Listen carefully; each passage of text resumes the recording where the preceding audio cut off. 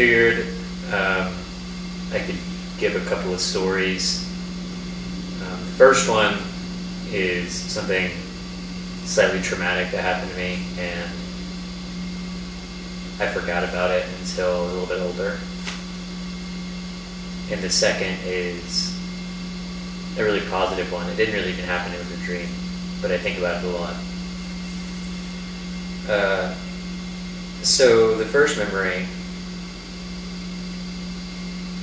happened when I was younger, maybe 10, 11 years old, and I was going with my friend to see his cousin. I rode with his mom over there, and it was his bigger cousin, maybe a teenager or something like that.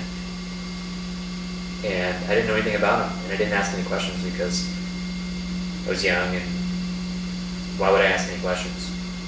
So we drove out into the country. I'm already from a pretty rural area, but we were really going out there. And we pull up to the house, and there are two ladies in there. I think the grandma and the aunt, the mother of his cousin. And we're kind of standing in the kitchen and talking about life and the cousin, and I'm thinking, I want to hang out, I want to play with this cousin. But he doesn't come in there.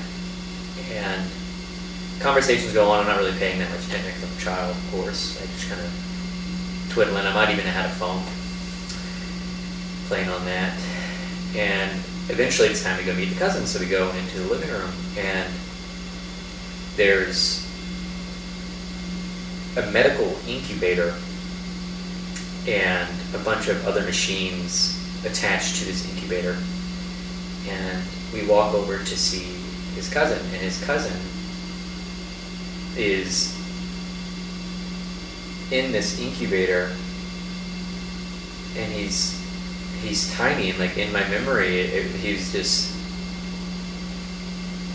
he's not responsive to stimuli or anything. He's just like a really tiny, he doesn't have human characteristics. And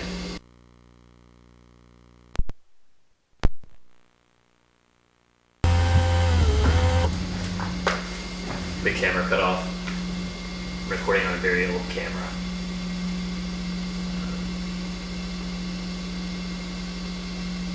But it really fucked me up, seeing that guy.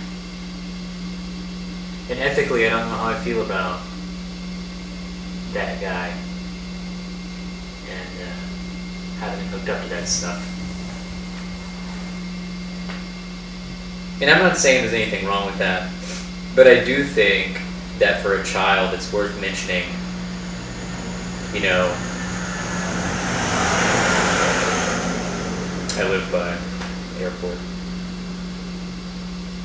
It's worth mentioning that what the kid might see is going to see could potentially be traumatic. That's not something someone could expect. So I think about that guy a lot and how he looked. And I don't want to be like morbid and demean the guy, because it's not. Obviously it's not his fault. But it affected me. I think it was productive for me. Maybe I grew from that a little bit, seeing that and gaining a slightly deeper understanding of the world. That memory sucks. And so I have this other memory that is about a dream. And I don't really have a lot of good dreams. I have bad dreams most of the time. But this dream, I was wading through shallow water, and I found this little shrimp. I was looking for all kinds of stuff, shells, stones, things in the, shallows. And I picked up the shrimp, and the shrimp resonated with me as I did with him, and I would pick him up, and I would, let him into the water, and he would run around, he'd rummage, and he'd flip over the shells and the rocks and point out the good ones. And I was just walking through this shallow water, and I was barefoot, and it was really cool temperature-wise. And the shrimp was just, we were just hanging out together, and he was flipping things, and we were finding all kinds of really good stuff. And then that's really all that happened. But it was really, really comforting to me to think about that shrimp. And I don't know if I could actually have that with a shrimp in real life, so I'm glad that it at least happened in a dream. So hopefully that second story made you feel better if the first story made you feel bad. I don't think the first one should make you feel bad. I feel like it did something to my head. And yeah, I don't know. I think maybe I had a deeper or a better evolved appreciation for people with disabilities and the ethics of, I don't know, reproductive rights and the rights of people who can't say, I don't know, I was about to say something odd.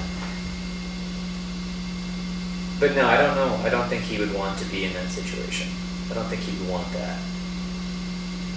But then again, who am I to say? I don't know. Thank you for listening to my stories. Don't listen to BOZO. Anything you see on this channel, edited, scripted, filmed by BOZO, do not listen to that. Unless you're 65 older, because I know he's really cornered that market. But otherwise, try to steer clear, because he's not even supposed to be on this channel. He's not supposed to be on this channel. So if you can report it, report it. I don't know. I don't know how this works. I keep changing my password. It keeps getting my password.